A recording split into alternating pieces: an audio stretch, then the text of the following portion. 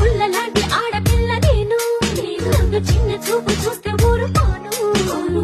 ఎందులోని నీకు నేను తీసుకోను నా సంగతేంటో తెలుసుకోవా పోను పోను అచ్చమైన పల్లె రాండి పిల్ల నేను పచ్చి పైన గాలి చీల్చి పెరిగినాను ఏరి కోరి గిల్లి కజ్జా పెట్టుకోను నిన్ను చూస్తే ఇళ్ళకు